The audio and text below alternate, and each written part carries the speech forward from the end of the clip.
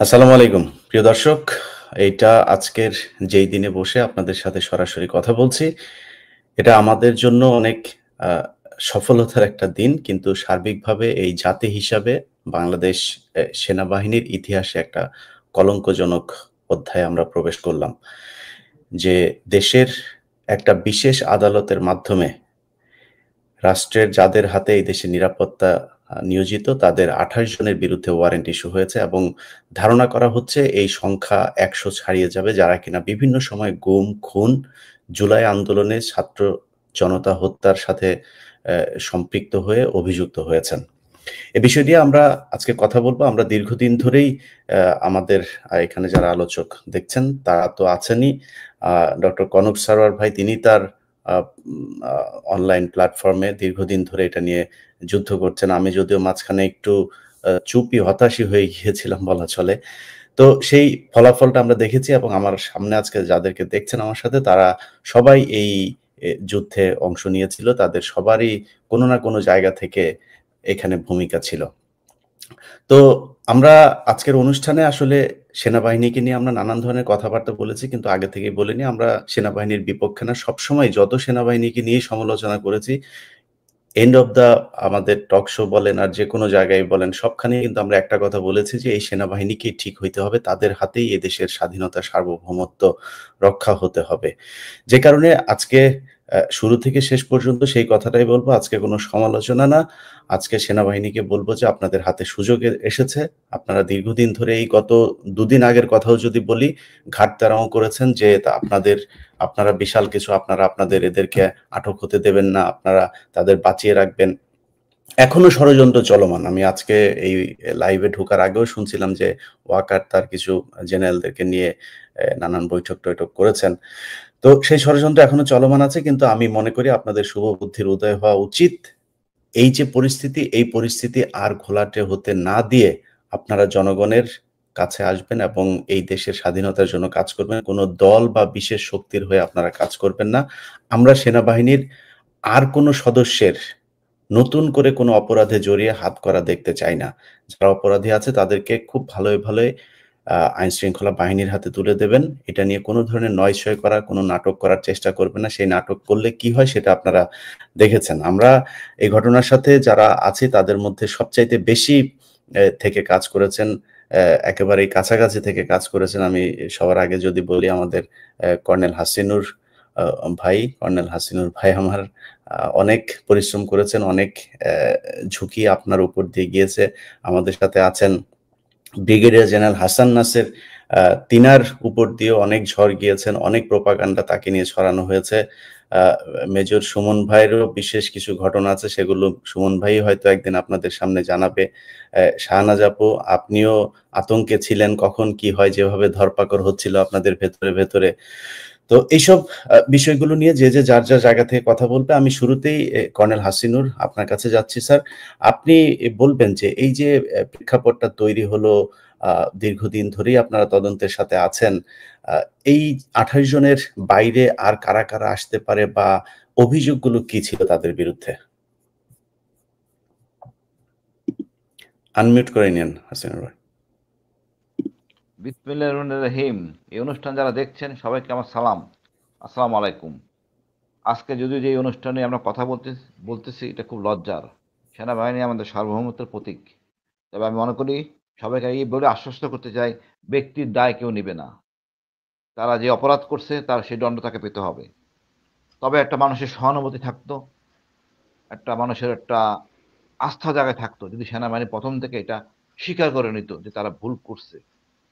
কেউ স্বীকার করে নাই। খোদ ডিজিএফআই এর ভিতরে ছিল আয়নাঘর। কোনদিন তার অপরাধ বোধ ইভেন কোন যে তারা মানে স্বতঃস্ফূর্তভাবে যে কপারেট করে সেটা করেন। যার জন্য তো কষ্ট লাগতেছে। এখানে ভুলে যাওয়া যাবে না, আমাদের জেনারেল হারুন বীর প্রতীক ছিলেন। উনি কিন্তু জেলে গিয়েছিলেন। তো এটা নতুন কিছু না। জেনারেল লতিফ ডিজিএফআই ছিলেন। উনাকে পুলিশে নিয়ে নানা রকম থেরাপি দেওয়া হয়েছে। সুতরাং অন্যায় করলে কেউ রেহাই পায় না। আমরা দীর্ঘ ১৫ বছর এটা ভুলে গেছি। আবার আমাদের এত খেসারত দিয়ে এটাকে আমাদেরকে এটা করতে হচ্ছে। বড় লজ্জার। তবে আজকে যারা আনা হইছে এটা অনেকটা আমি মনে করি বাধ্য হয়ে। এদেরকে সবাইকে ডাকা হইছে। কেউ কথা স্বীকার করে নাই। এটা স্বাভাবিক।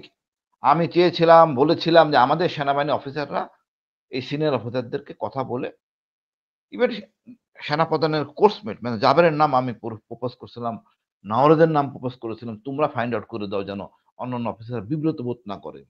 যারা ইন্টারোগেশন করতেছেন তারা জুনিয়র, বয়সে জুনিয়র।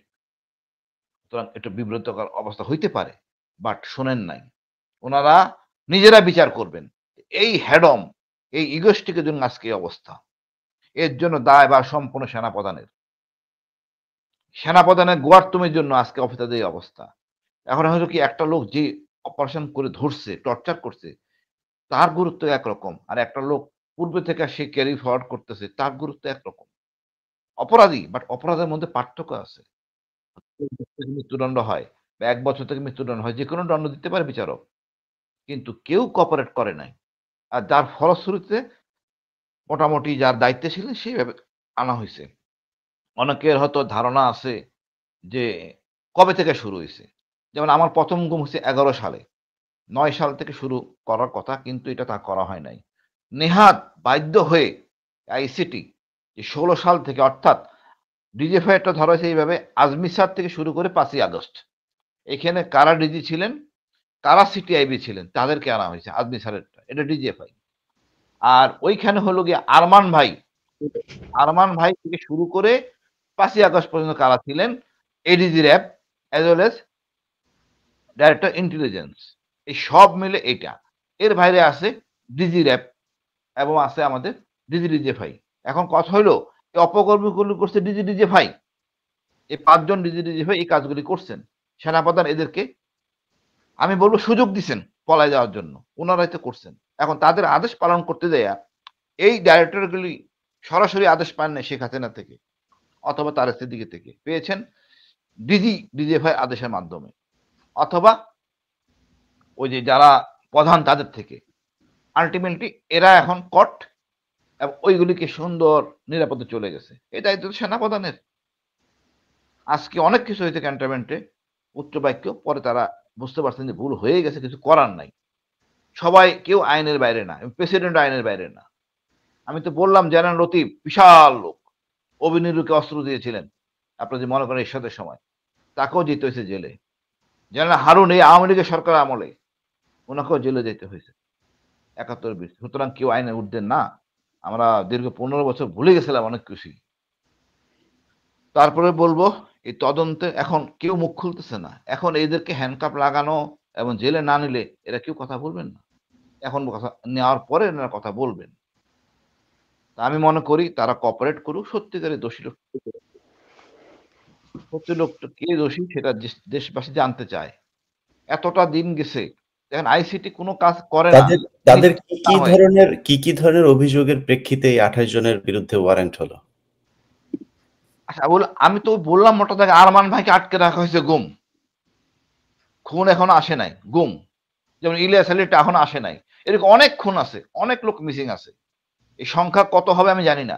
ম্যাক্সিমাম আমাদের সেনা অফিসার। পুলিশ আছে অল্প। ম্যাক্সিমামই সেনা অফিসার। এবং ডিজিএফআইতে যারা ছিলেন দেখেন আজমি স্যার, আমি ছিলাম, মাইকেল চাকমা ছিল। ওই টাইমটা কাভার হয়ে গেছে। এখন ডিজিএফআই এর যে শুধুমাত্র সিটিআইবি কে ধরা হয়েছে কিন্তু। আরেকটা যে আইবি আছে যে আমাদের যারা নিছে, যার দায়িত্বে ছিলাম, তাদেরকে এখন আনা হয় নাই।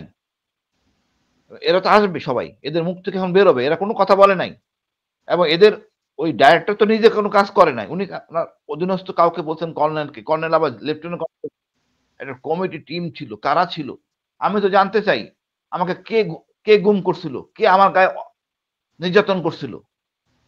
আমি তো জানতে চাই। এটা তো হুজুমুজি অপারেশন হবে না। সুতরাং এই সংখ্যা কত দাঁড়াবে আমি জানি না। আর যদি আপনার বিচার ১৮ বছর ক্রস করলে আপনি বিচার পেতে বাধ্য। মাপ পাবেন না। এখানে সৈনিকেরটা আমি ধরলে তো ভাই আমি জানি না কত হবে, আল্লাহ মাহবুব রক্ষা করুক। বাট দেখেন আমাদের আওয়ামী লীগের নেত্রী মায়ার যে 7 মার্ডার ওখানে কিন্তু সৈনিক ছাড় পায় নাই।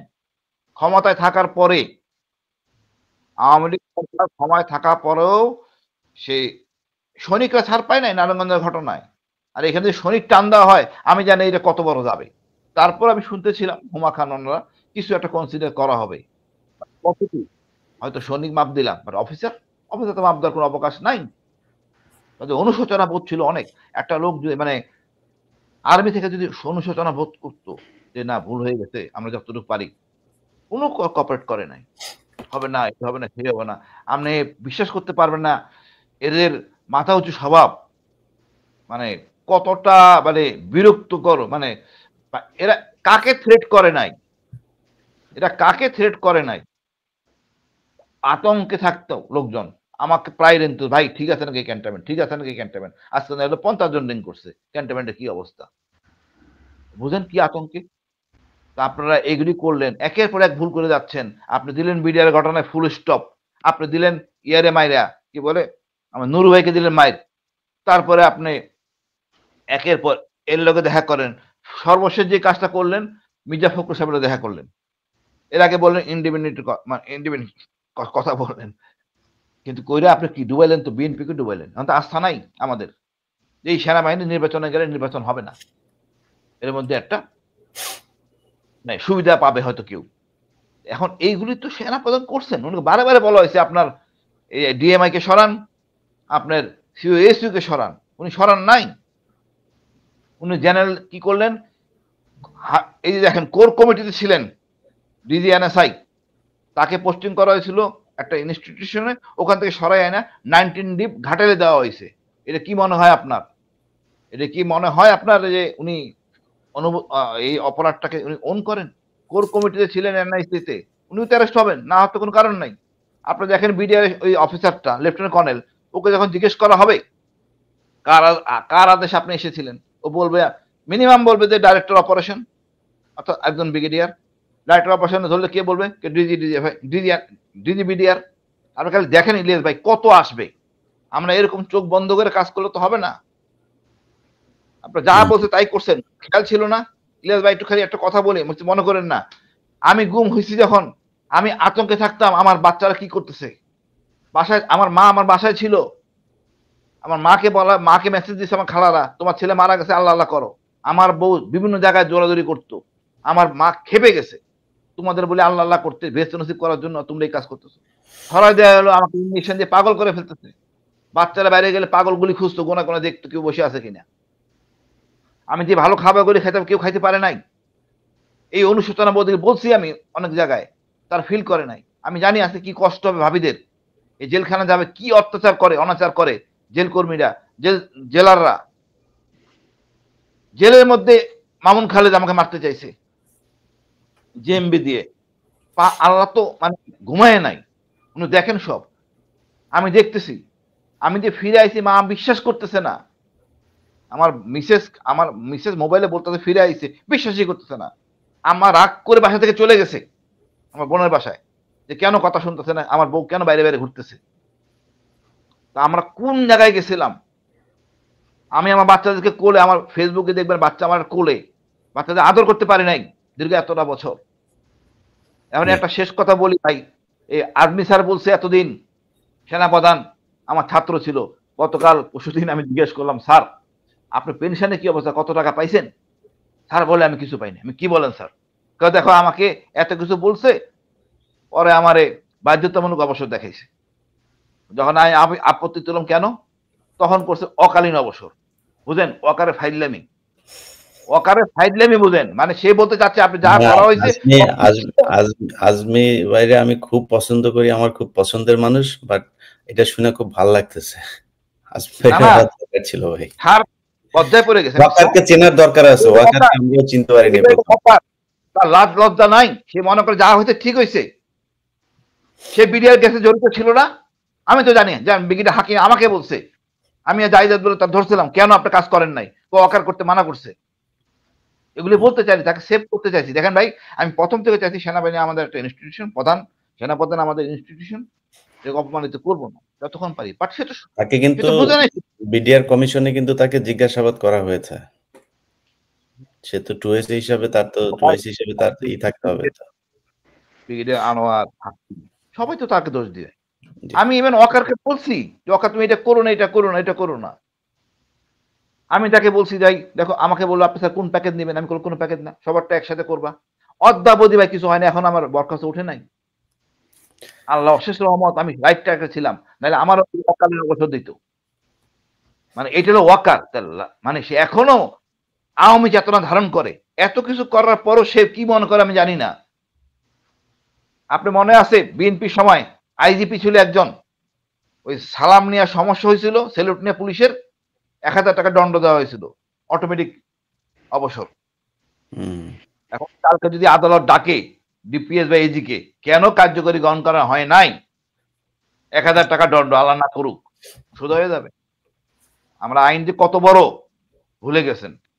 আমি এটুকু বলি শেষ করব, বাট আমি মনে করি দেশের সম্মান অর্জন, এই ভাই ইলিয়াস ভাই, এটাও সত্য কথা, যেই হাবিলদারটা আমার গায়ে ঘুষি মারছে, আমাকে চট থাপড় মারছে, লাথি মারছে, সে কিভাবে সেনাবাহিনী থাকবে? তাকে দণ্ড না দেন, সেনাবাহিনী থেকে উচিত ছিল তাকে বের করে দেন। তো সে গল্প করে বেড়াবে, আরে সালে কর্নেলে মেরে আইছি আমি। সবার সাথেই ব্যবহার করছে। এই এমওডিসি আমার সাথে, সে কিভাবে চাকরি করে? এটা তো মানা যাবে না। তা আমার প্রথম গুমটা এখনো শুরু হয়নি ভাই, ১৬ সাল থেকে শুরু হয়েছে মূলত। হতাশ হওয়ার কিছু নাই, অনেক বেরোবে, অনেক বেরোবে ইনশাআল্লাহ। জি, ব্রিগেডিয়ার ইনশাআল্লাহ। ধন্যবাদ ভাই, ধন্যবাদ। Brigadier Hasan Nasir sir. আসসালামু আলাইকুম। ধন্যবাদ ইলিয়াস ভাই এবং আমার সহ-আলোচক যারা আজকে বিশেষ অনুষ্ঠানে যোগদান করেছেন। আমি যে বিষয়টা আলাপ করব, আমরা গত ৫ই আগস্ট থেকেই বলতে পারেন আন্দোলন করে আসছি। তার আগের থেকেই ছিল, বাট জোট আন্দোলন করছিলাম যে সেনাবাহিনীতে যাদের কারণে হাসিনা স্বৈরাচার হয়ে উঠেছিল তাদেরকে শাস্তির আওতায় এনে, বিচারের আওতায় এনে সেনাবাহিনীকে কলঙ্ক মুক্ত করতে। এটাই হয়ে গেছিল কিন্তু আমাদের অপরাধ। আমরা যারা এটার পিছনে আন্দোলন করছিলাম সবাইকে দোষী করছে এবং তারা আইডেন্টিফাই করছে যে কে এটাকে লিড দিচ্ছে, তাকে ভিক্টিমাইজ করছে। আপনি শুরুতে যেটা বলছেন, সেই কারণে কিন্তু আমার পিছনে, আমার সাথে যে আমার বিরুদ্ধে যে আক্রমণটা, এই আমরা যেটা গতকালের যে ইয়েটা আদেশটা জারি হলো, এটার মাধ্যমে কিন্তু খুব অলরেডি যেটা বিষয়টা এসছে, শুধু গুমের বিষয়টা এসছে, কিন্তু হাজার হাজার গুম, খুন, হত্যা যেগুলো আরো যেটা হয়েছে, সেটার কিন্তু সেটার জন্য যারা দায়ী তাদের কিন্তু কোনো এখন আসে নাই। সুতরাং সঠিক বিচার এবং সঠিকভাবে যদি বিচারটা আগায় তাহলে তাদের নাম আসবে, হত্যার সাথে যারা জড়িত। এবং সেটা করতে গেলে প্রথম বিডিআর একটা দিয়ে শুরু করতে হবে। এবং বিডিআর হত্যার যারা আসামি এবং সামরিক অফিসাররা প্রথম কিন্তু ইনভলভ হয়েছে বিডিআর হত্যাকাণ্ডে, এবং সেটাই ওই বলতে হবে যে হাসিনার স্বৈরাচারী হওয়ার সূতিকাগার। এবং সেটা দিয়ে সে যে স্বৈরাচার হয়ে উঠছে তার পরবর্তীতে যেটা আমরা যে প্রচন্ড রূপ তার যে দেখেছি, সেটা ওইখানে সাকসেসফুল হওয়ার কারণে। এবং বিডিআর এর বিচারটা এখনো পর্যন্ত তদন্তই যেহেতু সম্ভব হয় নাই, সঠিক বিচারও হয় নাই, এবং অপরাধ নিরপরাধ বা যারা পরিস্থিতির কারণে একটা ইয়ের মধ্যে এই বিডিআর বিদ্রোহ বা হত্যাকাণ্ডের সাথে জড়িয়ে পড়ছিল তাদেরকে শাস্তি দেওয়া হয়েছে, কিন্তু যারা মূল পরিকল্পনাকারী তাদের কিন্তু দেওয়া হয় না। যারা এটা সহায়তা করছে, যারা নিশ্চিত করছে, তাদের কিন্তু এখনো বিচার বা তদন্তেরই আওতায় এখনো নেওয়া সম্ভব নয়। বিডিআর কমিশন কাজটা করছে, বাট কতটুকু সাকসেসফুল হবে আমরা এখন নিশ্চিত। আমাদের প্রয়োজনে আবারও আরেকবার, তৃতীয়বার তদন্ত কমিশন গঠন করার লাগতে পারে। কিন্তু আমি মনে করি এই দেশকে এবং সশস্ত্র বাহিনীকে কলঙ্ক মুক্ত করতে বিডিআর হত্যাকাণ্ডে সঠিক বিচার এবং শাস্তি নিশ্চিত করতে হবে। এবং তার পরবর্তীতে যেগুলো হয়েছে, হেফাজতের হত্যাকাণ্ড, আইসিটির কাজ কিন্তু অনেক, একটার পক্ষে বা দুইটা ট্রাইব্যুনালের পক্ষে সম্ভব না। আমি মনে করি যেটা শুরু হয়েছে, ডক্টর ইউনূস যথেষ্ট সাহস দেখিয়েছেন এবং সশস্ত্র বাহিনীর উচিত, সশস্ত্র বাহিনীর প্রথম যে বিষয়টা তারা খেয়াল করবে যে গত 16 বছরে তো অনেক অন্যায়, নিরপরাধ, অন্যায় না করা এবং নিরপরাধ অফিসাররা তাদেরকে ধরে জেলে হ্যান্ড ওভার করা হয়েছে। বিচারের নামে একটা প্রহসন করে তাদেরকে জেলে পাঠানো হয়েছে, তাদেরকে গুম রাখা হয়েছে। তাদের ব্যাপারে কারো সহানুভূতি কিন্তু আমরা দেখছি না। আমরা জেনারেল ব্রিগেডিয়ারদের সম্পর্কে দেখছি, সেনা একটা সৈনিক অনেক কম অপরাধ করে কিন্তু জেল খাটে। আমি মনে করি 1 মাস 2 মাস সে ছুটিতে ছিল, ফেরত আসলে তাকে জেলে দেওয়া হয়। সুতরাং জেল কিন্তু সেনাবাহিনীর জন্য কোনো নতুন কোনো বিষয় না। সৈনিকদের জন্য ইউনিটের ভিতরে আছে এবং একটা লিমিট পার হলে 90 দিন পার হলে তাকে সিভিল জেলে যেতে হয় এবং এটা স্বাভাবিক বিষয়। সেই অপরাধগুলোর সাথে যদি কম্পেয়ার করি এবং গত 16 বছরে যে অপরাধটা হয়েছে, যে হত্যাকাণ্ড গুম খুন হয়েছে, সেই অপরাধটা কিন্তু অনেক বেশি। সুতরাং এদেরকে প্রোটেকশন দেওয়ার কোন নৈতিক অধিকার সশস্ত্র বাহিনী কর্তৃপক্ষের আছে বলে মনে করি। সব থেকে বড় জিনিস হচ্ছে যে রাষ্ট্রীয় সিদ্ধান্ত হয়েছে যে বিচার হবে, বিচার হবে এবং সেটা এইভাবে আগাবে। সেটাকে না বলার কোনো সুযোগ আছে বলে আমি মনে করছি না, এবং না যদি কেউ বলে বাধা প্রদান করে, সেটা আমি মনে করি রাষ্ট্রের বিরুদ্ধে বিদ্রোহ ঘোষণা। এটা এইভাবে এটাকে ট্রিট করতে হবে। তো এই যে আদেশটা জারি হয়েছে, যাদের বিরুদ্ধে অভিযোগ হয়েছে তারা যে বিচারে প্রমাণ করুক যে তারা নির্দোষ, তাদেরকে অন্যায়ভাবে তাদের বিরুদ্ধে গ্রেফতারি পরোয়ানা জারি করা হয়েছে। এরকম বাংলাদেশের লক্ষ লক্ষ মানুষ এখনো জেলে আছে, বিচার হয় নাই, তাদের কোনো বিচার কার্য শুরু হয় নাই, চার্জশিট হয় নাই। এদের কিন্তু প্রত্যেকটা জেলে খুঁজলে আমরা হাজার হাজার লোক পাবো। বাংলাদেশের সাধারণ নাগরিকের যে অধিকার, সশস্ত্র বাহিনীর সদস্য বলি আর অফিসার বলি, তারাও তো এই দেশের নাগরিক। তো সুতরাং তাদেরকে জেলে নেওয়ার ব্যাপারে এত আপত্তি কেন? যেখানে নিশ্চিত প্রমাণের পর, তদন্ত করে প্রমাণ করার পরে আপনার এই গ্রেপ্তারি পরোয়ানাটা জারি হয়েছে। কিন্তু আমরা সবসময় দেখি যে কেউ এসে ফৌজদারি অভিযোগ করলে আগে অপরাধ করুক বা না করুক তাকে আগে জেলে নেওয়া হয়, তারপরে তদন্ত করে 5 বছর 10 বছর পরে সে নিরপরাধ বেরিয়ে আসে। কিন্তু এই 10 বছর 5 বছর বা 1 বছর যে টাইমটা সে জেলে গেল, তার এবং তার পরিবারের যে ক্ষয়ক্ষতি হলো, এই বিষয়টা কিন্তু আমরা কখনো দেশের সাধারণ নাগরিকদের এই কষ্টটা কিন্তু আমরা কখনো হিসাবে নেই না। এখন যেহেতু মিনিস্টার, মানে মন্ত্রী, সচিব, জেনারেলসদেরকে জেলে যাওয়ার প্রয়োজন উঠেছে, এখন আমরা তাদেরকে প্রিয়জন ভানে উঠলে আমাদের দেখলে কষ্ট লাগছে। বাকিরা দেশের নাগরিক না? ছোট ছোট অপরাধে এখন অনেক জেলে আছে। পকেট মার, ছিনতাইকারী, পেটের অপরাধে যারা অপরাধ করে, তাদের তো প্রয়োজনে, তাদের তাগিদে তাদেরকে আমরা কাজ দিতে পারি নাই, তাদের পরিবারের ভরণ পোষণে তাদের সুযোগ নাই, তারা চুরি করছে, ছিনতাই করছে, তারা ছোট ছোট অপরাধ করছে, এদেরকে আমরা জেলে দিচ্ছি। জেল ভরে গেছে, কিন্তু আমি মনে করি যে আমাদের জেলখানার সিস্টেমটা পাল্টায় ফেলা উচিত, সব ভিআইপি প্রিজন বানানো উচিত। আর যারা পেটের দায়ে মানে মানে বাধ্য হয়ে যারা জেল খাটে, মানে চুরি করে বা অপরাধ করে, তাদের জন্য কারেকশন সেন্টার করা উচিত। তাদেরকে একটা কারেকশন সেন্টারে নিয়ে তাদেরকে কর্মসংস্থানের ব্যবস্থা করা উচিত। তারা যাতে অপরাধ না করে সে ব্যাপারে তাদেরকে শিক্ষা দেওয়া উচিত, যাতে বেরিয়ে এসে তারা একটা মানে প্রশিক্ষিত জনবল হিসেবে তারা ফেরত আসতে পারে। কিন্তু যার 100 কোটি টাকা আছে, সে 1000 কোটি টাকা বানাচ্ছে, সে হচ্ছে রিয়েল ক্রিমিনাল।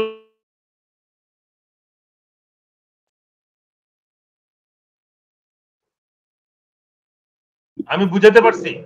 এই জিনিসটা আমাদের কিন্তু আমাদের দৃষ্টিভঙ্গিটা পাল্টাইতে হবে, যে বাংলাদেশের শত্রু কারা, অপরাধী কারা। তো সুতরাং জেলখানাকে আমরা অনেক অনেক জেলখানা বানাবো, যেটা ফার্স্ট ক্লাস জেলখানা হবে, সব পুরো জেলখানাটা ফার্স্ট ক্লাস হবে, এবং সেখানে প্রকৃত অপরাধী যারা, দেশের শত্রু যারা দেশের সম্পদ লুট করছে, এই রাষ্ট্রীয় ক্ষমতা অবৈধভাবে দখলের জন্য যারা গুম খুন হত্যাকাণ্ড করতেছে, তাদের জন্য আমরা জেলখানা প্রস্তুত করব। কিন্তু যারা পেটের দায়ে অন্যায় করতেছে তাদের জন্য আমরা কারেকশন সেন্টার বানাবো, কর্মসংস্থানের ব্যবস্থা করব। আমি মনে করি যেটা শুরু হয়েছে, এই পদক্ষেপটা সশস্ত্র বাহিনী যেন সঠিক দৃষ্টিভঙ্গি থেকে এটা গ্রহণ করে, এবং সশস্ত্র বাহিনীর সম্মান যেটা হানি হয়েছে সেটাকে পুনরুদ্ধারের যে একটা সুযোগ এসছে, এটা যেন তারা গ্রহণ করে। যে এই বাহিনীরই এই ব্রিগেডিয়ার জেনারেল কর্নেলদের সামনেই কিন্তু অফিসাররা খুন হয়েছে, গুম হয়েছে, অন্যায়ভাবে জেলে গিয়েছে, তারা কিন্তু তখন চুপ ছিল, তাদের বক্তব্য দেওয়ার সুযোগ ছিল। এই অফিসাররাই কোর্ট মার্শাল করছে, এই অফিসাররাই ভুয়া কোর্ট অফ ইনকোয়ারি করেছে, অপরাধী শাস্তি দিচ্ছে, এবং বিডিআর হত্যাকাণ্ডের যে এভিডেন্স গুলো ছিল সেইগুলোকে তারা গায়েব করছে। এখানে এখানে যারা আছে সুমন এবং এরা বলবে যে এভিডেন্স আছে, হত্যার বিভিন্ন নমুনা আছে, সেগুলোকে ধ্বংস করা হয়েছে, সেগুলো হচ্ছে অপরাধ। পেটের দায়ে চুরি করলে সে তো অপরাধী না, সে তো বাধ্য হয়েছে, রাষ্ট্র তার কর্মসংস্থান দিতে পারে নাই, তার পরিবারের ভরণ পোষণের সে জোগাড় করতে পারছে না, সে বাধ্য হয়ে চুরি করতেছে, চিন্তাই করতেছে, এটা তো অপরাধ না। আমার এই বিষয়গুলোকে আমি মনে করি সশস্ত্র বাহিনী কোন অবস্থাতে যেন এই ব্যাপারে আমি জানি, আমার গ্রামের একটা ছেলে, ও বিয়ে করেছিল, তারপরে ওই বিয়ের ওই মহিলাকে সে ডিভোর্স করেছে। ডিভোর্স করার পরে তারপরে মহিলা কমপ্লেইন করলো, তার চাকরি চলে গেল। তো আমি বুঝতাম যে সেনাবাহিনী খুব কঠোরভাবে, এটা আমি যখন অনেক আগের কথা বলছি, ১০ বছর আগের কথা। বাট এখন যেটা দেখছি যে এই যে সাবেক শফি, এ মনে হয় সেনাবাহিনীর ইতিহাসে সবচাইতে চরিত্রহীন এই সেনাপ্রধান ছিল। এবং মাই গড, মানে আমি কল্পনা করতে পারি না একটা সেনাবাহিনী প্রধানের প্রতিষ্ঠান, সে কিন্তু একটা প্রতিষ্ঠান, সে কিন্তু বাহিনী প্রধান না শুধু, সে তার অফিসটাকে কিভাবে কলুষিত করছে, এবং সে নারী কর্মকর্তা, নারী সেনা কর্মকর্তাদেরকে পর্যন্ত সে বাধ্য করতো এগুলো করতে। এগুলোর তালিকাও আছে লম্বা। তো এগুলোর বিচার করতে আমি যেটা বলতে চাই, সৈনিকদের ক্ষেত্রে আইন খুব একদম কঠোর। জেনারেল মঈনের বিচার হইতে হবে কঠোর, বিকজ সে স্বৈরাচারের পথটা সুগম করছে, সে মানে সে হাসিনাকে ক্ষমতায় আসতে সুযোগ দিয়েছে। তারপরে সকল সেনা, আমি তো ওয়াকারকে তো অনেক কম অপরাধী মনে করছি, সে কিন্তু ইচ্ছা করলে মানে এই বিপ্লবের পক্ষে থাকতে পারতো। আমি এখন যুক্তি দিব, সে 15 জুন দায়িত্ব নিয়েছে, সে মেজর হিসেবে কি করছে বিডিআর এর, তার দায়িত্ব কিন্তু অনেক কম, ওখানে অনেক বেশি বড় দায়িত্ব ভান্ডার রয়েছে যারা হত্যাকাণ্ডের সাথে জড়িত। কিন্তু সেনা প্রধান হিসেবে সে কিন্তু 15 জুন ক্ষমতা নিয়েছে, 1 তারিখ থেকে আন্দোলন চলতেছে। তা অন্যান্য সেনাবাহিনী যারা প্রধান ছিল, তারা প্রথম হচ্ছে আওয়ামী লীগের একেবারে খাস বান্দা হইতে হবে, সেই ক্লিয়ারেন্সের পরে তারা ভারতের ক্লিয়ারেন্স পেয়েছে, তারপরে তারা চাকরি করছে এবং তারা এই আওয়ামী লীগ এবং ভারতের চাহিদা পূরণ করে 3 বছর চাকরি করে তারা সসম্মানে বাড়ি ফেরত গেছে এবং সুযোগ নিছে। তারপরে অনেক রকম সুযোগ সুবিধা তারা নিয়েছে, চাকরি থাকতে নিয়েছে। আজিজ বলি, শফি বলি, তাদের চেয়ারটাকে চরমভাবে অপব্যবহার করছে। এদের এখনো পর্যন্ত তো কোনো হিসাবে নেওয়া হয় নাই। এদেরকে হিসাবে নিয়ে সেনা সশস্ত্র বাহিনীকে কলঙ্ক মুক্ত করতে হবে। এই জিনিসগুলো আমাদেরকে নিশ্চিত করতে হবে এবং প্রকৃত অপরাধী যারা, দোষী যারা, তাদেরকে শাস্তির আওতায় নিতে হবে এবং যাদের প্রতি অপরাধ করা হয়েছে তাদেরকেও সুবিচার দিতে হবে যারা এই সমস্ত অপরাধে জড়িত। জি স্যার, জি ধন্যবাদ স্যার। ক্যাপ্টেন শাহনাজ, আপনার যদি তাড়া না থাকে তাহলে আরো পরে বলবো, আর যদি আপনার বাচ্চাদের তাড়া থাকে তাহলে বলতে পারেন। ভাই, জি ভাই, জি 1 মিনিট দেখেন, এই যে একটা কমিশন আমাদের প্রমোশনের দ্বারা আমরা ক্ষতিগ্রস্ত, সেনাপ্রধান কত বড় সাহস, যেন হাফিজের মতো একটা উপদেষ্টা তার আদেশে ভায়োলেট করছে। রাষ্ট্রের সর্ব মানে যার উপর থেকে চিঠি প্রজ্ঞাপন, যে ফিজিক্যালি বলছে না জয়েন করার জন্য, আপনি কয়টা মাফ করবেন? এবং সে আপনারা আরেকটা কোশ্চেন করি হাসিম ভাই, সেটা হচ্ছে যে ধরেন আপনাদের সেনা আইন অনুযায়ী আপনি সার্ভিসে থাকা অনুযায়ী কি আপনাকে আমরা গ্রেপ্তার করে আনতে পারবো, মানে সিভিল পুলিশ গ্রেপ্তার করতে পারবে? পারবে। সেটা হলো গিয়া আর্মি, দেখলাম ওই 4টা ধারা আছে, 5টা ধারা আছে, এই আইন বিচার করবে সিভিল, আর্মি করতে পারে না। তখন কি করে সেনাবাহিনী, তাকে অবসর বরখাস্ত করে ফেলে, তারপর হ্যান্ড ওভার করে। এখন গতকাল আগে নাকি সিন্স আপনি অ্যারেস্ট হবেন তারপরে হচ্ছে গিয়ে আপনি পুলিশ নিয়ে আসে, মিলিটারি পুলিশ নিয়ে আসতে পারে, আনার পর দেখে সে আসলে সে আর্মির লোক কিনা, তখন পিএস ডাইরেক্টর কি করে, তাকে আর্মি থেকে অবসর পাঠায় দেয়, সত্যিকার জেনুইন হইলে, জেনুইন হয় সাধারণ। এখন দেখেন গতকাল স্বাক্ষর হয়েছে, ওই সময় থেকে এরা কিন্তু আর পদবি থাকতে পারবে না নতুন আইনে। এখন হইলো আপনি যে এত মানে আমার রেজাকুল হায়দার মৃত্যুদণ্ড ছিল, কেউ তো কান্দে নাই, তার পরিবারে একটা খোঁজ পর্যন্ত নেয় নাই, তার জমি টমি সব আটকে দিয়েছিল মেজর রেজাকুল হায়দার। এত দয়া দেখার কিছু নাই। তারা কতটা অমানবিক আচরণ করছে এই তুলনায় বলবো কম। একদম ব্রিগেডিয়ার তো মারাই গেছে জেলখানায়, অক্সিজেন বন্ধ করে ব্রিগেডিয়ার রহিমকে মৃত্যু নিশ্চিত করছে। এত অবকাশ নাই, আমাকে ফলোরে শোয়াই রাখছে 43 দিন, আর নির্মম নির্যাতন। কোথায় ছিলেন ওয়াকার? এই যে তারপর হত্যা মামলা 5 জন অফিসার কোথায়? আজকে মেজর জিয়াকে মিথ্যা মামলা দেওয়া হয়েছে, মেজর জিয়াকে, তাকে উদ্ধারের জন্য একটা চেষ্টা করছে আমাদের ওয়াকার। কোন কারণে ওয়াকার কেন গুণ গান গাবো? কর্নেল হক একাই। আপনি তো 5 তারিখের আগের ঘটনাগুলো যদি আপনারা ধরেন, যে জুনের 15 তারিখের পরের সময়টাও তো ওয়াকার ছিল, তো সে সেনাপ্রধান হিসাবে প্রধানের চেয়ারে থাকা অবস্থায় ক্যান্টনমেন্টের ভেতরে যখন আয়নাঘরে সেনাবাহিনীর অফিসাররা বন্দী থাকে, তা তো 5 তারিখের পরে বের হলো, তো এটার দায় সেনাপ্রধানকে নিতে হবে না? সুমন ভাই যদি বলে মানে আপনি 5 তারিখের পরে 1 বছর কেটেছে, 1 বছর গিয়েছে, এই গত 1 সপ্তাহের ভিতরে সুমন ভাই যদি বলে, তাহলে এটা ওনার উপরে ছেড়ে দিলাম, তাহলে শুনতে পারবেন কি হয়েছে। উনি এখনো ইলিয়াস ভাই, শয়তানি করে যাচ্ছেন। ইলিয়াস ভাই, আমাদের জেনারেল আকবর বলে দিছেন, যখন আমি আর ব্রিগেডিয়ার হাসান নাসির স্যার আমরা যখন কচুকাতে ছিলাম, তখন মেসেজটা যায় বঙ্গভবনে। সেনাপ্রধান ওখানে ছিলেন, তখন কথা উঠতেছিল আয়নাঘর নিয়ে। তো প্রেসিডেন্ট বিষয়টা উঠাইলে যারা আকবর ওখানে ছিলেন, উনি বলছেন, সেনাপ্রধান বলছে হ্যাঁ, আই লেট মি হ্যান্ডেল ইট, অর্থাৎ উনি জানেন। এই ওয়ান সেন্টেন্স ইজ এনাফ। সাক্ষী জেনারেল আকবর সেনাপ্রধান জেলে যাওয়ার জন্য যথেষ্ট। বিকজ আপনি যদি কোনো অপরাধ জানেন গুম সম্বন্ধে, আপনিও একই অপরাধে অপরাধী। ভাই ওরে আর এখন ভয় দেখেন না, ওর এমনিতেই নার্ভ দুর্বল, ওরে ভয় দেখেন না। না, ওয়াকার কিন্তু end of the day, Elias ভাই, end of the day Waker কিন্তু শেখ হাসিনার আত্মীয় হিসেবে কাজ করছে, নট বাহিনী প্রধান, দেশের স্বার্থে না। একটা আপনাদের কোনো মানে কমিশন র্যাঙ্কের কোন অফিসার কি মানে এই ক্লিয়ারেন্সের বাইরে, অন্তত 2000 যদি আমি ধরি 18 নির্বাচনের পর থেকে, এই ক্লিয়ারেন্সের বাইরে কি কেউ কোনো অফিসার জয়েন করতে পেরেছে আমার বলেন? সেখানে সেনা প্রধান তারে তো একদম পুরো কিডনি টিডনি সব চেক করে যে ওর আওয়ামী লীগের কোনো কিছু আছে কিনা দেখে তারপরে তাকে দিয়েছে। সব জায়গায় হাসিনার নিয়োগ করা সবাইকে সরতে হবে, সেনা প্রধান থাকে কিভাবে? তার উচিত ছিল মানে নৈতিকভাবে তার উচিত ছিল 6 তারিখে পদত্যাগ করা। জি, যা ক্যাপ্টেন শাহনাজ। আসসালামু আলাইকুম। আমার মনে হয় আমি শুরুতে একটু বলি, আমি থাকবো শেষ পর্যন্ত। তো আপনি থাকলে তাহলে আপনি পরেই বলেন। আমরা আমাদের এই সুমন ভাইয়ের কাছে যাওয়ার আগে আমাদের সিনিয়র একজন আছেন, আমি আপনাদেরকে জিজ্ঞেস করেছিলাম যে কলিমুল্লাহ স্যারকে চিনেন কিনা, আপনারা চিনেনও না তাকে এত আগের। তো স্যার আপনি বলেন কি অবস্থা, কি দেখছেন আপনার রেখে যাওয়া সেই সেনাবাহিনীর সাথে এখনকার সেনাবাহিনীর পার্থক্য কি দেখছেন?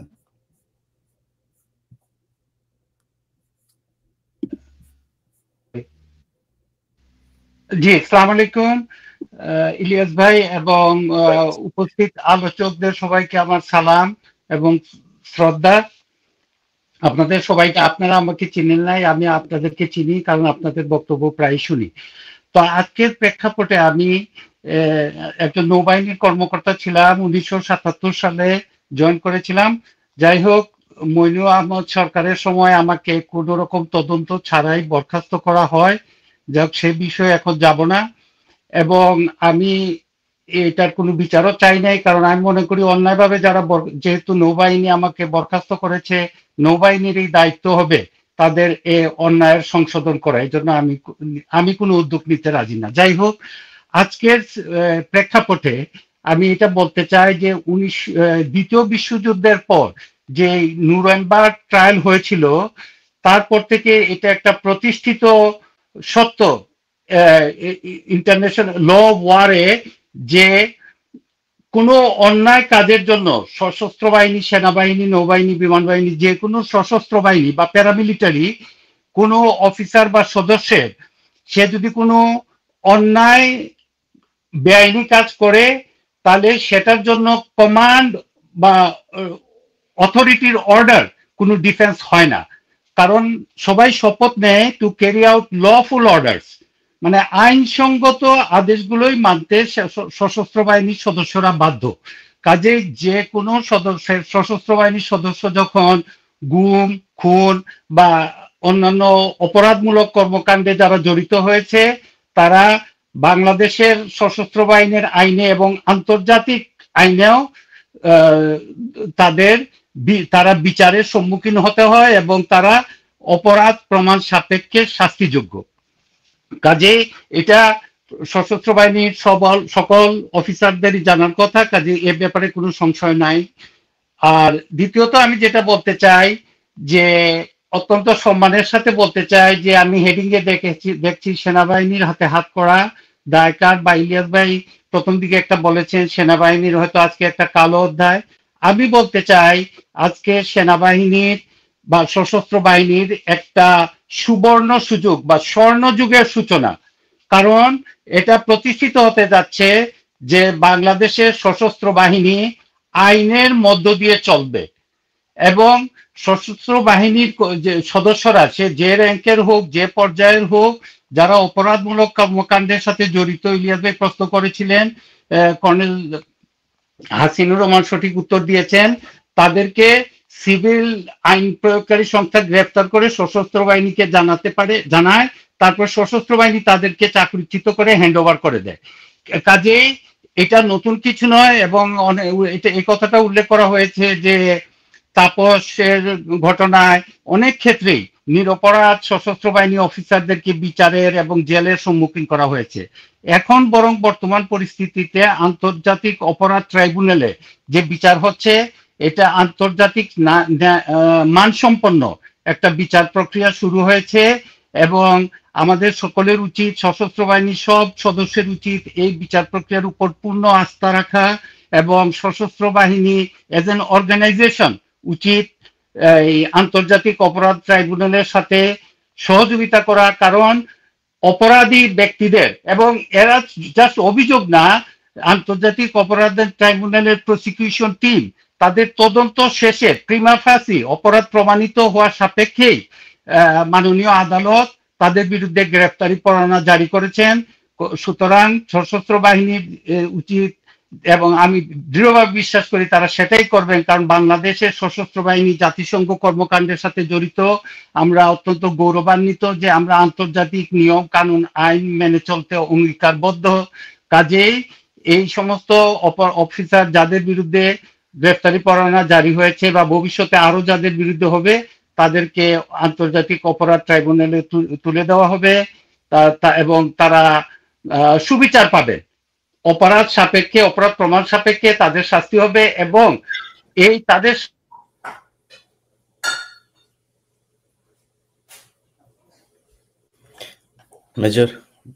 মেজর সুমন ভাই, আপনি বলেন। ওনার বলার শেষ দিকেই ছিলাম আমরা।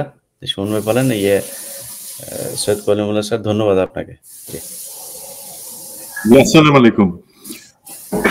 জেনারেল ওয়াকার বা যাদের ব্যাপারে আমরা কথা বললাম, বিশেষত আমরা বলতেছি যে কিছু নির্দিষ্ট কিছু অফিসার, আর্ম ফোর্সেস মেম্বার, তাদের কারণে সেনাবাহিনী কলঙ্কিত হয়েছে। আজকে কলঙ্কিত না, অ্যাকচুয়ালি যেটা কলিমুল্লাহ স্যার বললেন সেটা অ্যাপ্রোপ্রিয়েট, যে আমরা বিচারটা শুরু করতে পারছি। তো সেই দিক থেকে আমি বলবো আমরা স্পেসিফিক, আমরা কেউ এখানে যারা কথা বলতেছে অন্য জায়গায় সেনাবাহিনীকে, দেশপ্রেমিক সেনাবাহিনীকে কখনো আমরা গালি দেই না বা তাদের সম্পর্কে খারাপ কথা বলি না। বরঞ্চ দেখেন, এই 36 জুলাই পরবর্তী কনকের একটা প্রোগ্রামে যেখানে আমি প্রথম আসি, জেনারেল ওয়াকারকে সুস্পষ্টভাবে বলছিলাম যে স্যার, একটা আবর্জনা আছে আমাদের মধ্যে, আমাদের রান্নার পরে যে বিনটা থাকে সেটা আমরা বাইরে ফেলে দিই, ট্র্যাশ করে দিই।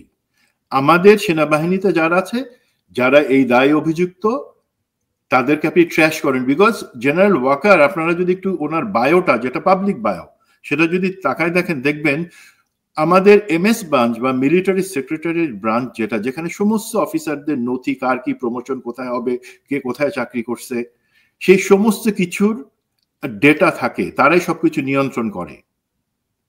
উনি জেনারেল ওয়াকার সব থেকে বেশি সময় সেখানে চাকরি করছেন। এই সেনাবাহিনীতে ওনার থেকে বেশি জানবার কথা না কার কোথায় কি সমস্যা, কার কোথায় কি দোষ আছে, কে নিপীড়িত হয়েছে, কে বঞ্চিত হয়েছে, কে খারাপ কাজ করছে, ওনার কিন্তু জানবার কথা। সেইভাবে ওনাকে বলছিলাম যে সময়ের 1 ফোর, অসময়ের 10 ফোর, যে এখন করেন, নাহলে পরে কিন্তু একটা সময় আসবে যখন আপনি সমস্ত আমাদের আর্মির ইউনিফর্মকে কলঙ্কিত করবেন। ঠিক সেই জিনিসটা এখন হইলো। বাট এখানে আমি একটা জিনিস বলে রাখি, যে উনি কয়েকদিন আগে যেটা আমরা শুনতে পাই, আপনারা বলছেন যে উনি বলছেন যে ওনার খুব কষ্ট লাগবে এই অফিসারদেরকে হাত করা পড়ায় প্রিজন ভ্যানে করে নিয়ে গেলে পরে। উনি কথা বলছেন অনেকের সাথে, কেউ তার কথা শুনে নাই। জিনিসটা কি, ওনার কেন কষ্ট লাগবে? আমাদের তো এটা দায়িত্ব, যারা গুম খুন বা অন্যান্য অপরাধের সাথে জড়িত ছিল তাদেরকে আদালতে বা আইনের হাতে সোপর্দ করা। বরঞ্চ পার্থক্যটা কি আমরা একটু বুঝতে পারি না? উনি যারা সত্যিকারের অপরাধী, যাদের প্রাইমা ফেসি এভিডেন্স গুলো এস্টাবলিশ হয়েছে বলেই এই আইসিটি তাদের বিরুদ্ধে ওয়ারেন্ট ইস্যু করছে, আজকে কিন্তু না। আপনারা যদি ট্রেস ব্যাক করেন, 1.5 মাস আগে কনকের সাথে একটা প্রোগ্রামে বলছিলাম যে ওয়ারেন্ট ইস্যু হয়েছে 22 জনের বিরুদ্ধে। বাট জেনারেল ওয়াকার, প্রধান উপদেষ্টা, প্রধান বিচারপতি তাদের কাছে গিয়ে তদবির করতেছেন এটা যাতে না ইস্যু করা হয়, কারণ তিনি তাদেরকে ওয়াদা করছেন যে তাদেরকে তিনি হাত করা পড়াবেন না।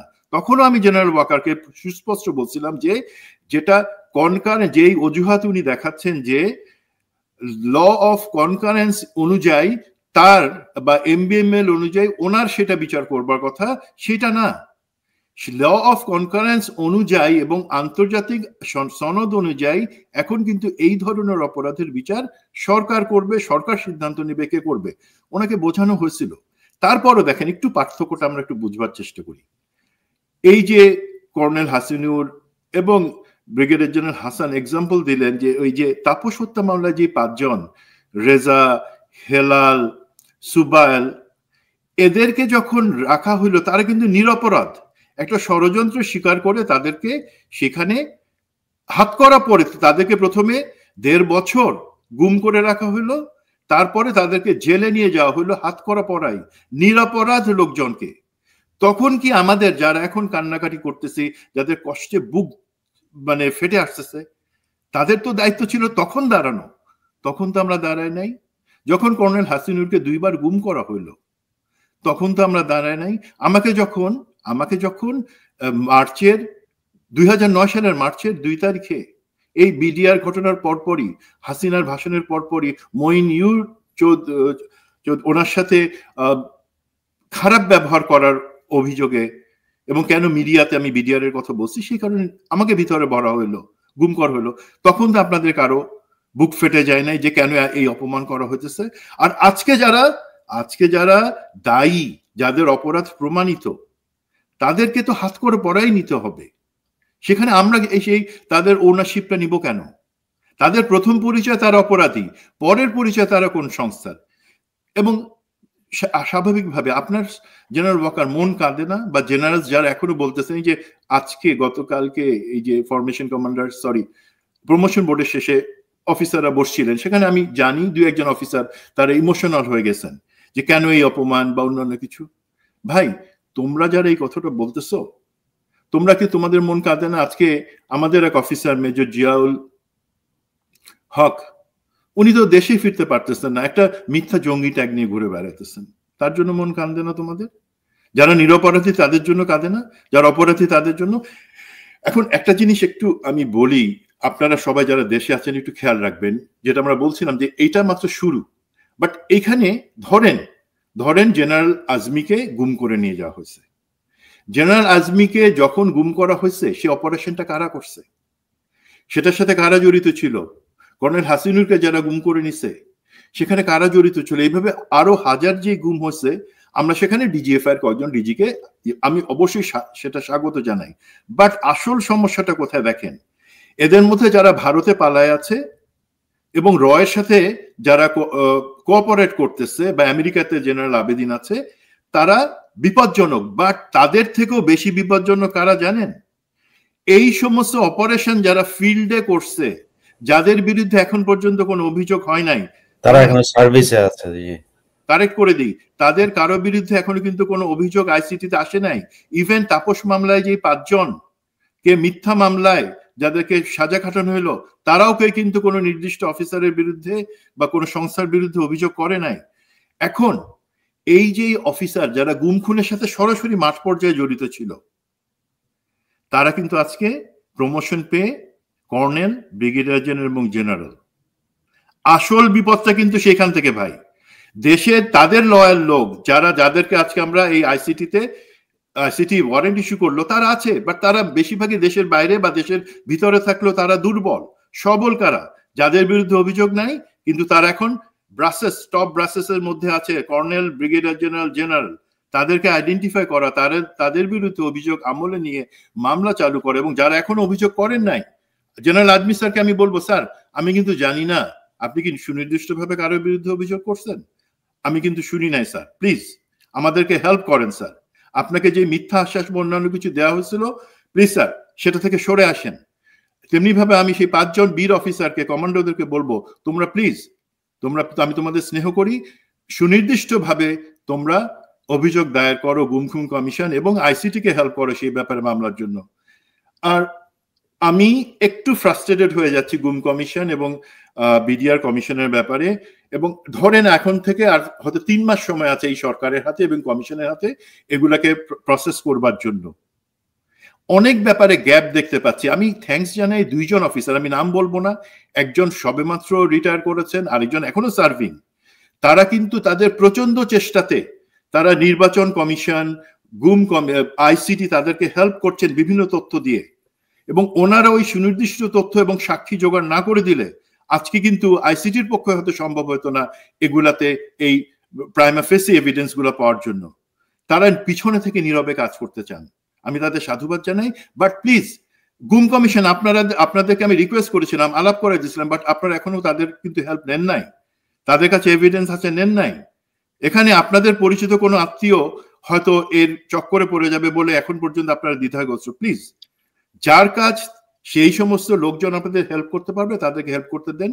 একটা শেষ জিনিস, একটু কর্নেল হাসিন যে বক্তব্যটা দিয়েছেন রেদওয়ানের ব্যাপারে আমি সম্পূর্ণ একমত, এবং সেখানে আরো লোকজন ইনভলভ আছে। তো এইটাতে আমি একটু ডিপার ডিগ করার এবং আইসিটির কাছে বা অন্যান্য কমিশনের কাছে বিজিবির পক্ষ থেকে কি আসছিল সেটা জেনে যেটা বুঝতে পারছি, রেদওয়ান বা এই ধরনের অফিসার যারা শোম্যান টাইপের নিজেদের হিরো দেখাইতে চায়, খেয়াল করেন এই রেদওয়ান কিন্তু 9 বছর প্রধানমন্ত্রী শেখ হাসিনা পতিতা হাসিনার সাথে চাকরি করছে, 6 বছর এসএসএফ এ চাকরি করছে। তার কিন্তু বিজিবির ইনস্ট্রাকশনটা আমি দেখছি যে ছিল কোনো লেথাল অস্ত্র ব্যবহার করা যাবে না, কোনো গুলি করা যাবে না, ফাঁকা গুলিও করতে হইলে সেটা অফিসার লেভেলে করবে। আমি দেখছি সে করছে কি, তার যে বিজিবির আদেশ এখানে তাকে উস্কাইছিল কে, এই এমএসপিএম, আমি আপনাদেরকে একদম প্রমাণ সহ বলতেছি, এমএসপিএম মেজর জেনারেল কবির আহমেদ যে ছিল এখন আইসিটির ওয়ারেন্টের আন্ডারে, স্যার তখন ডিজিএসএসএফ কে ছিল স্যার হাসিন স্যার, তখনকার ডিজিএসএস, এবং খাগড়াছড়ির region commander brigadier general Sajed যে হচ্ছে আওয়ামী এমপি গিনির ভাই, এরা ফোন করে তারে বলছে, এই রেদওয়ানকে বলছে, আমি দরকার হলে আপনাদেরকে প্রমাণ দিব, এরা ফোন করে রেদওয়ানকে বলছে যে কি হইতেছে, তোমার ডিজি হচ্ছে কোনো কাজ করতে জানে না, কোনো কিছু করতে জানে না, ওরে কোনো ভরসা নাই, ডিজির কথা শুনবা না, আমাদের কথা শুনো, এইখানে সব মেরে সাফ করো। রেদওয়ানের কাছে এই ধরনের ইনস্ট্রাকশন তারা ওভার ফোনে, এই দেখেন এমএসপিএম কবির, ডিজিএসএসএফ তৎকালীন এবং খাগড়াছড়ির বিজিবির রিজিয়ন কমান্ডার সাজেদ, তারা ফোনে দিয়ে কিন্তু সেখানে সেই গুলিগুলো করায় আমাদের নিরীহ নিরস্ত্র আন্দোলনকারীদের মারছে। তো আমাদেরকে যেতে হবে কি কেস স্পেসিফিক, অর্গানাইজেশন অবশ্যই আছে, অর্গানাইজেশনের মধ্যে অ্যাকচুয়াল কালপ্রিট কারা তাদেরকে বের করে আনতে হবে, এমন আরো আছে রেদওয়ানের মতন। তো সেই জিনিসগুলা প্লিজ আমরা আশা করি, আমি ভরসা রাখতে চাই কমিশন এবং আইসিটির উপরে, বাট দিন শেষে আমরা সেনাবাহিনীকে বলবো, ইলিয়াস, আমি, ব্রিগেডিয়ার জেনারেল নাসির বা কর্নেল হাসিন, আমরা কেউ আর্মিকে গালি দেওয়ার জন্য নেই, আমরাই তো ইউনিফর্ম পরা ছিলাম, আমাদের কাছেও তো খারাপ লাগতেছে, বাট আপনারা আমাদেরকে সহযোগিতা করেন প্লিজ। কালপ্রিটদের বাঁচানোর জন্য জেনারেল ওয়াকার যে ভুল চেষ্টা করছিলেন, সেই ভুল চেষ্টার রাস্তায় আপনারা হাঁটবেন না। জেনারেল ওয়াকার এখনো সময় আছে, আমরা আপনাকে সাপোর্ট করতে চাই যদি আপনি বিপ্লবের চেতনাটাকে সাপোর্ট করেন এবং সরকারের কথা মতো চলেন। ধন্যবাদ। ক্যাপ্টেন শাহনাজ, জি জি হাসিন ভাই, থ্যাংক ইউ ভাই সময় দেওয়ার জন্য স্যার। ক্যাপ্টেন শাহনাজ, আপনি বিডিআর পিলখানা হত্যাকাণ্ডের পর প্রথম কর্মকর্তা যিনি কিনা চরমভাবে এটার প্রতিবাদ করেছিলেন, এবং ভারতীয় যেই বাহিনী এখানে যুক্ত হয়েছিলেন সেটার প্রমাণ সহ আপনি হাজির হয়েছিলেন। দীর্ঘদিন আপনার ভেতরে অনেক ক্ষোভ ছিল, আজকে সেটা কিছুটা প্রশমিত হলো কিনা?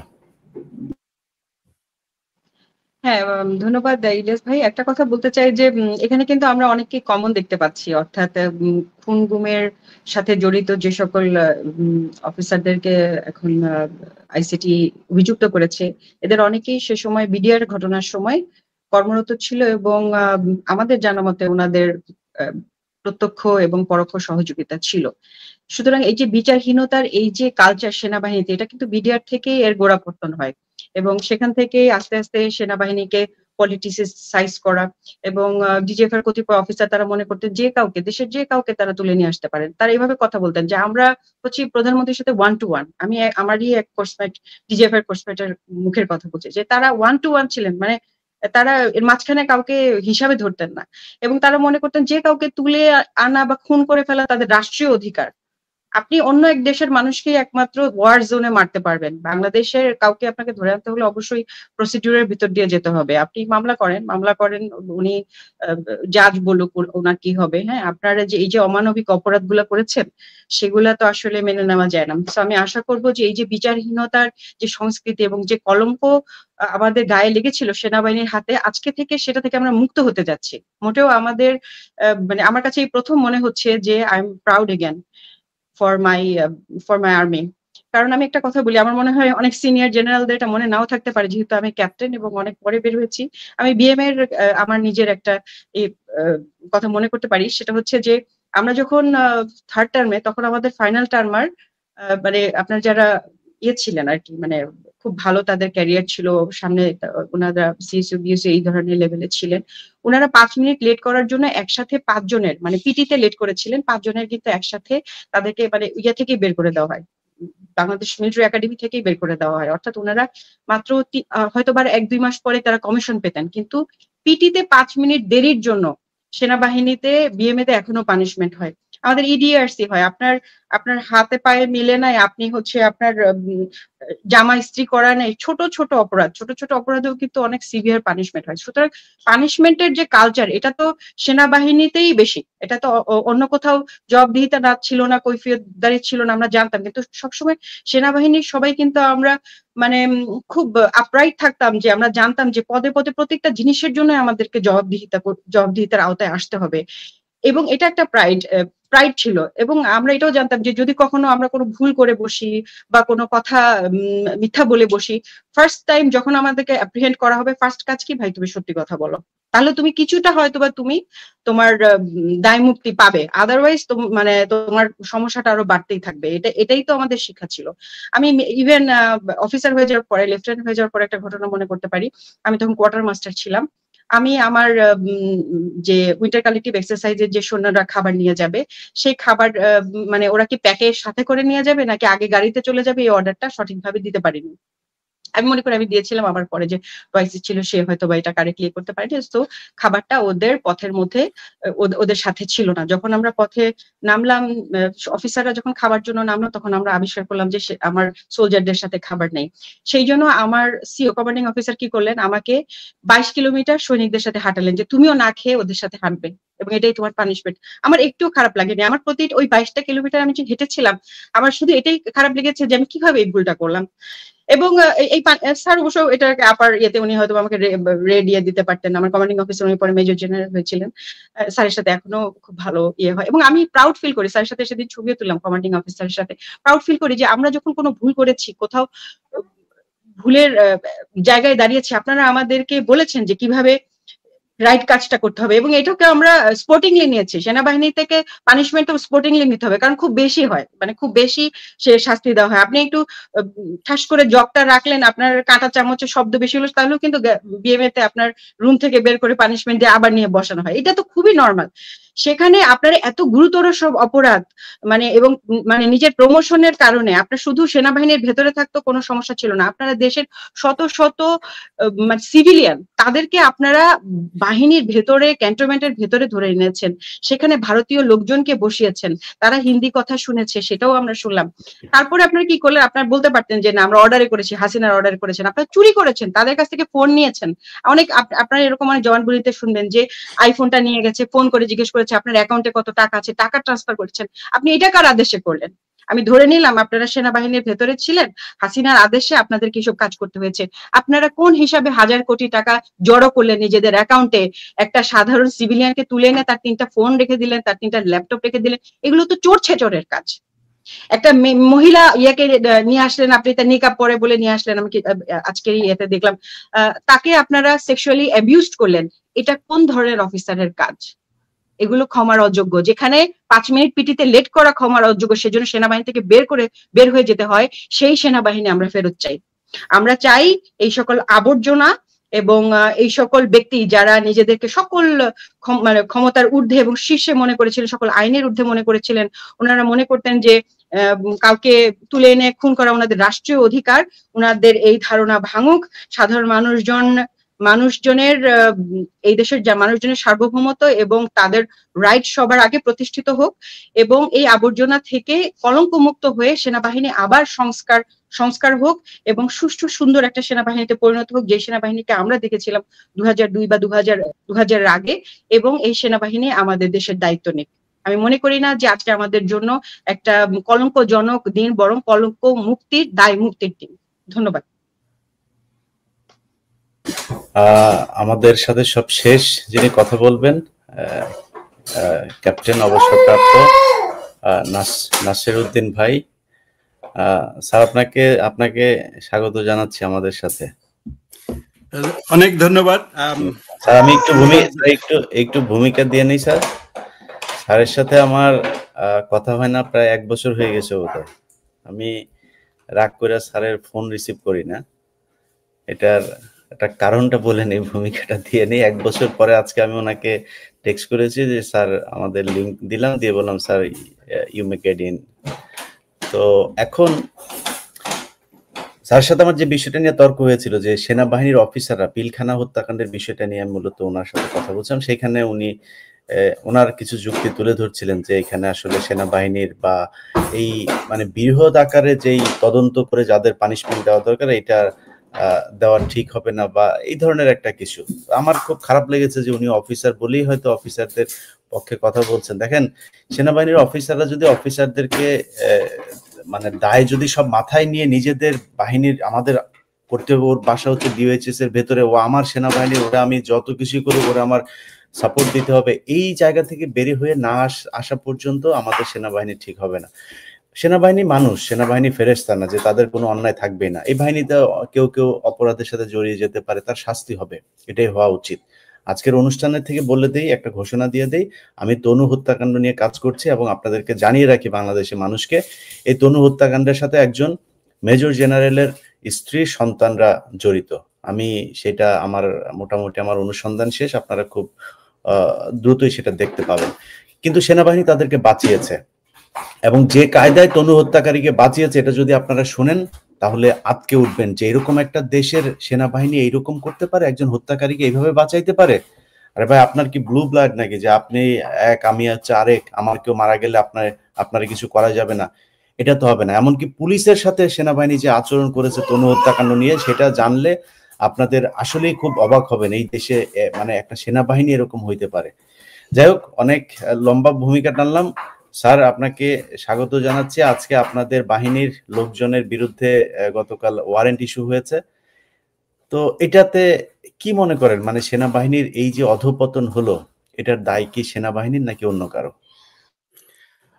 সার্বিকভাবে প্রথমে আমি আপনাকে সালাম জানাই এবং কৃতজ্ঞতা প্রকাশ করি।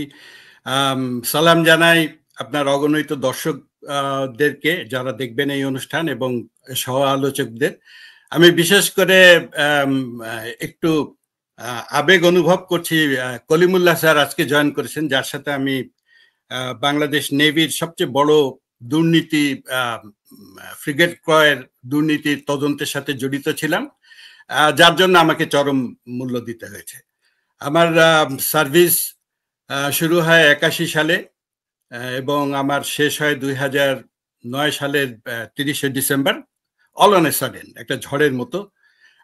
আমি একটু দেখাতে চাই যে তদন্তের জন্য আমার চাকরি দিয়েছিল, এটা হচ্ছে সেই তদন্ত। এখানে যে আমার নাম আছে সবচেয়ে শেষে, আমি মেম্বার সেক্রেটারি ছিলাম। আর আজকের আসরে যে কলিমুল্লাহ স্যার, উনি 2 নম্বর সিনিয়র সদস্য ছিলেন। তো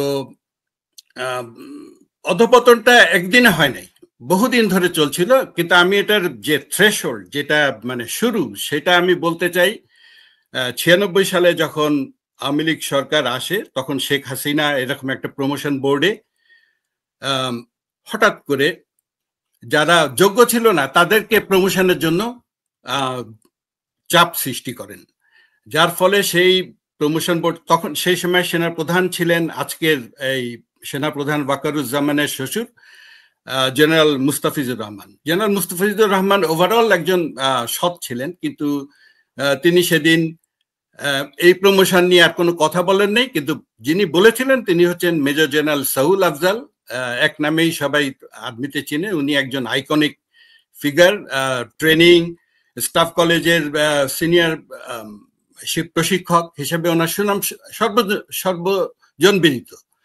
তো উনি সেদিন রিজাইন করেন এই দুঃখে যে শেখ হাসিনার যে অ্যাপ্রোচ ছিল সেটা প্রফেশনাল না, প্রফেশনাল অফিসারদের পক্ষে উনি যান নাই। তো ওভার দ্য পিরিয়ড এরকম আস্তে আস্তে ওইটাই অবক্ষয়ের শুরু। এর আগে পর্যন্ত আমরা যখন নেভিতে জয়েন করি 81 সালে, তখন আমরা দেখেছি যে বিএনএস এসআর আমিন জাহাজের কমান্ডিং অফিসারের কোর্ট মার্শাল হচ্ছে, কারণ উনি ঠিক মতো মেস বিল দেন নাই, পরিশোধ করেন নাই, এই সামান্য অপরাধের জন্য। এখন মানুষ এটা বিশ্বাস করতে চাইবে না যে একটা এত ছোট অপরাধে একজনের কোর্ট মার্শাল হতে পারে। তো ওভার দ্য পিরিয়ড এইভাবে অবক্ষয় শুরু হয়, এবং প্রফেশনাল এবং সার্ভিসের যে প্রাউড যেটা থাকে মানুষ, যেটা নিয়ে মানুষ বেঁচে থাকে, যুদ্ধ করার অনুপ্রেরণা পায়, দেশের জন্য জীবন দেওয়ার যে অনুপ্রেরণা, সেটা আস্তে আস্তে নষ্ট করে দেওয়া হয়। এই যে আপনাদেরকে যে তদন্ত কমিটির রিপোর্ট দেখালাম, এখানে আপনার 17 জন অফিসারের কোর্ট মার্শাল হচ্ছিল। তাদের কোর্ট মার্শাল প্রসেস অব্যাহত ছিল।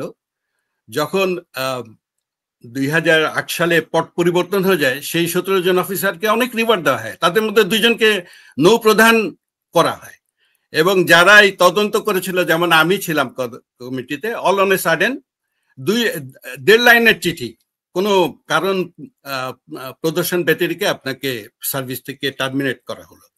এই যে আপনি একটা প্রাউড, একজন মোরাল, আমার সারা সার্ভিস জীবন কোন রকম ডিসিপ্লিন কেসও তো ছিল না, কোনো এমনকি কোনো মানে অ্যাডভার্স রিমার্কও ছিল না আমার কোথাও। আমি কোনোদিন কোনো লেটার অফ ডিসপ্লেজার এগুলো পাইনি। অল থ্রু আমি সার্ভিস মাইন্ডেড ছিলাম, সৎ ছিলাম। এই আমার যে ওভার দ্য পিরিয়ড আমার যে পারফরমেন্স রিপোর্ট যেগুলো বলে, সেগুলোতে আমার সবসময় প্রশংসা ছিল। তো তারপরে আমাকে এরকম একটা পরিস্থিতির সম্মুখীন হতে হয়, জাস্ট এই যে তদন্ত করার জন্য, তদন্ত করে দোষী সাব্যস্ত করার জন্য। এখানে হাসিনা থেকে সবাইকে তদন্ত কমিটি দায়ী করেছিল, এবং যারা সিভিল ছিলেন তাদের নামে হাইকোর্টে মামলা হয়েছিল, আর যারা সার্ভিসে ছিলেন তাদের কোর্ট মার্শাল প্রসেস চলছিল। তো এইরকম একটা প্রেক্ষাপটে আপনি এখন বুঝতে পারেন যে ওই সার্ভিসে আপনার ভালো মন্দ খারাপ এগুলা, ভালো কাজ করেছেন আপনি, you are very good officer, but you could be terminated at any time without assigning any reason. তো এরকম একটা প্রেক্ষাপটে এরকম হবেই। মানুষ যারা সুযোগ সন্ধানী পলিটিশিয়ান, তারা ক্যাপিটালাইজ করবে এই সুযোগকে। তো সেরকমই হয়েছে। এটা যে হবে এটা তো আমরা বহু আগে থেকে আমি বুঝতে পারছিলাম। আমি সবসময় নুরেমবার্গ ট্রায়ালের উদাহরণগুলো দিতাম। ওখানে যারা ফিল্ড মার্শাল ছিলেন, যারা বড় বড় অফিসার ছিলেন, ফরেন মিনিস্টার, তাদের তো একটাই কথা ছিল যে আমরা একটা দেশের হয়ে যুদ্ধ করেছি, এবং আমরা সুপিরিয়রের আদেশ পালন করেছি, আমরা ইউনিফর্ম সোলজার, আমরা যা আদেশ আসবে সেটাই করব, সুতরাং আমাদের কোনো দোষ নাই।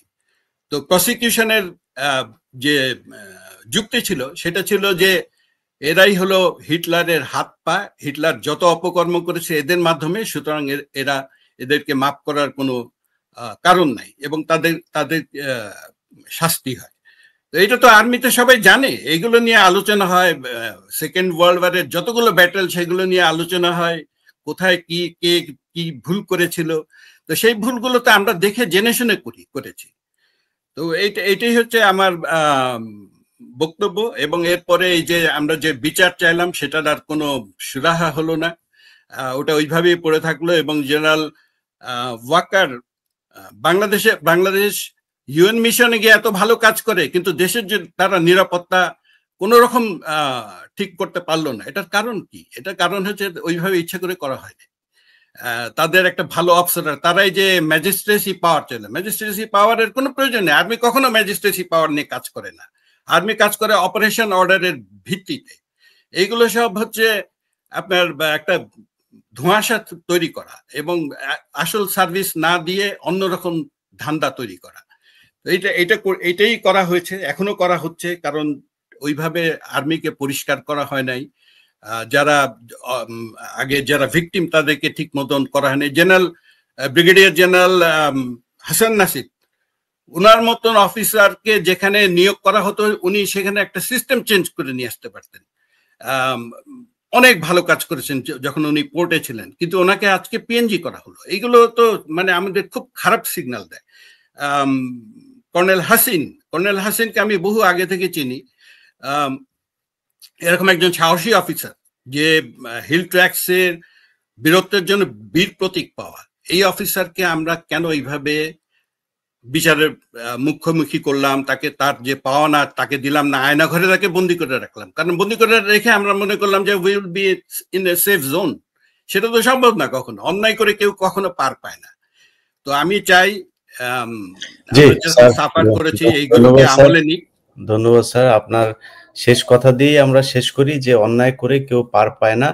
আমরা ইদানিং আমার যেসব পুলিশ কর্মকর্তাদের সাথে কথা হয়, বিশেষ করে কালকে ডিবি চিফ উনি আমাকে একজনের ভিডিও পাঠালেন যে ভাই এই লোকটা কে, সে হচ্ছে আওয়ামী লীগের একজন, তাকে খুব, সে থাকে ইউরোপে থাকে এক দেশে, সে খুব হুমকি ধমকি দিয়েছে যে তাকে দেশে তুই থাকতে পারবি কিনা তুই চিন্তা করে তারপরে কাজ টাজ করিস।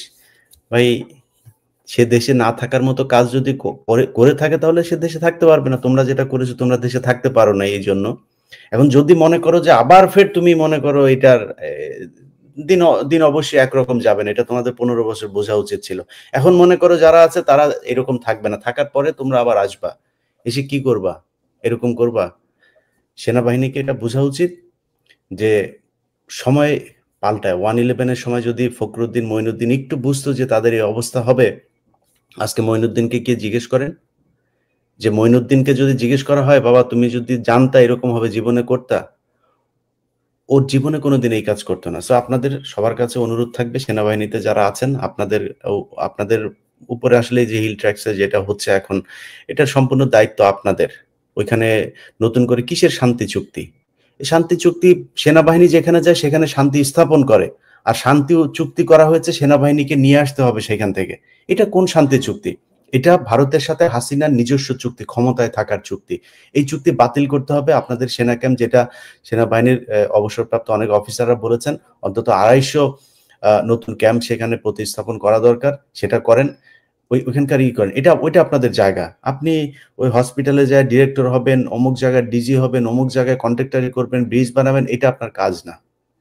সো সেনাবাহিনীর যে কাজ আমার সীমান্তকে রক্ষা করা, আমার দেশকে সার্বভৌমত্বকে রক্ষা করা, আপনারা সেই কাজ করবেন। আপনাদেরকে দেখলে বাংলাদেশের মানুষের যেন বুক ভরে যায়। এত কিছুর পরেও 5 তারিখে এই দেশের মানুষ সেনাবাহিনীকে বুকে টেনে নিয়েছিল, তাদেরকে বন্ধু মনে করেছিল। সেই চিত্র আপনারা নিশ্চয়ই টেলিভিশনের পত্রিকাতে দেখেছেন। যাই হোক, আমরা অনেকক্ষণ আলোচনা করলাম।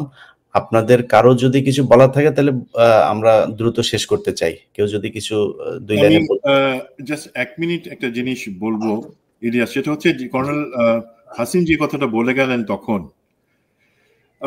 General Mamun Khaled, lieutenant general Mamun Khaled, তার কিন্তু ডিজিএফআই তৎকালীন ডিজি, যার আমলে সব থেকে বেশি গুম খুন হয়েছে, নিরপরাধ বেসামরিক এবং সামরিক বাহিনীর সদস্য, তাদেরকে নিয়ে গুম করা এবং অনেককে খুন করা, সেই জিনিসটা লেফটেন্যান্ট জেনারেল মামুন খালেদের আমলে হয়েছে। এখন আমি আইসিটি কে প্রশ্ন করব, তিনি কি রাজশাহী বলে আপনারা তার নামটা এখানে আনেন নাই? বিকজ এই দুইটা তালিকা তো হচ্ছে টিএফআই এবং জেআইসি, ডিজিএফআই এবং র্যাবের সাথে সংশ্লিষ্ট যারা ছিল তাদের। এখানে জেনারেল মামুন খালেদ আসলো না কেন? নাকি তাকে আপনারা বিডিআর এটাতে নেবেন?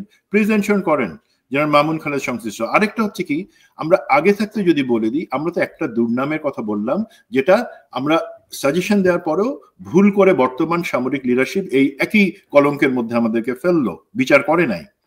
আরেকটা কিন্তু আস্তে আস্তে আমাদেরকে দুর্নীতি, যেটা হচ্ছে সামরিক ক্রয়, সেই সমস্ত জায়গাগুলোতে এই আওয়ামী লীগ সরকার, হাসিনা, রেহানা, তারেক সিদ্দিকী, এদের সম্পদের পাহাড় গড়বার জন্য যেভাবে ডিফেন্স পারচেস গুলা হয়েছিল, আমরা চাচ্ছি সেই কলঙ্ক থেকে আবার যাতে বের হয়ে আসে, সেই স্টেপ না নেয়। বাট কিছু ইন্ডিকেশন আমরা কিন্তু পাচ্ছি। আমরা কিছু অফিসার যেমন জেনারেল মাসুদ রাজ্জাক, আপনি জেনারেল শফির কথা বললেন ইলিয়াস, জেনারেল শফির সাথে পাল্লা দিয়ে কিন্তু জেনারেল মাসুদ রাজ্জাক ছিল আরেকজন চরিত্রহীন লম্পট জেনারেল। এখন সেই জেনারেল মাসুদ রাজ্জাক যে আওয়ামী সুবিধাভোগী, তার সাথে মেজর রানা যিনিও আওয়ামী সুবিধাভোগী, তাদেরকে আমরা দেখতেছি বিভিন্ন জায়গায় ঘুরতেছে বড় বড় ডিফেন্স কন্ট্রাক্টের জন্য। সেটা আমাদের সেনাবাহিনীর লিডারশিপের আশীর্বাদ নিয়ে তারা সেগুলো করছেন, বিকজ তারা সিদ্ধহস্ত, কিছু টাকা সেখান থেকে কমিশন, যেভাবে হাসিনা রেহানার তারেক সিদ্দিকের অ্যাকাউন্টে যায় তো বিদেশে, সেখানে যাতে আবার চলে যায়। প্লিজ আমি ওয়ার্নিং দিচ্ছি, কিন্তু আপনারা কয়টা ডিফেন্স কন্ট্রাক্ট নিয়ে আগাবেন? স্বচ্ছ ডিফেন্স কন্ট্রাক্ট করবেন, আমরা সাপোর্ট করব। যদি তার বাইরে যান, ইনশাল্লাহ আমরা প্রতিটা ডিফেন্স কন্ট্রাক্টে আটকায় দিব, ডিফেন্স পারচেজ যেটা বিদেশের সাথে। দুর্নীতি করে আবার আর্মিকে পচাবেন না। ক্যাপ্টেন শাহনাজ কিছু বলতে যাচ্ছিলেন? আচ্ছা, আমি এক মিনিট একটা কথা বলতে চাই। সেটা হচ্ছে যে ওভারঅল আমাদের যে প্রতিক্রিয়া, আমি যতটুকু জেনেছি যে শুরু থেকেই, আমি জানি না, আমার ধারণা র এবং ডিজিএফআই যারা এই আইসিটি মামলা থেকে বাঁচতে চাচ্ছিল, তারা একটা ন্যারেটিভ স্থাপন করেছিল যে তোমরা কি তোমাদের ব্রাদার অফিসারদের এরকম অবস্থা দেখতে চাও? তোমাদের প্রিজন ভ্যানে করে নিয়ে যাচ্ছে, এটা তো সেনাবাহিনীর উপরে। এবং আমাদের অনেক সেনাবাহিনীর কর্মকর্তারাই তখন সেনাবাহিনী আমার অহংকার এরকম লিখে প্রোফাইল পিকচার দিয়েছেন, বোঝাতে চাচ্ছেন যে ওনারা তাদের সাথে একাত্ম। আমি একটা গল্প বলতে চাই। ধরেন আমার একজন ভাই খুন করলো, আমরা 6 ভাই বোন, সরি আমার বাচ্চাটা ক্লিয়ার করছে, তো আমরা 6 ভাই বোন। তো আমাদের বাবা বললেন যে তোমরা বাকিরা জিনিসটা চেপে যাও। আমার এক ভাই একটা খুন করলো, খুন করে আসার পর আমার বাবা বললো যে তোমরা বাকি ভাই বোনরা ব্যাপারটা চেপে যাও।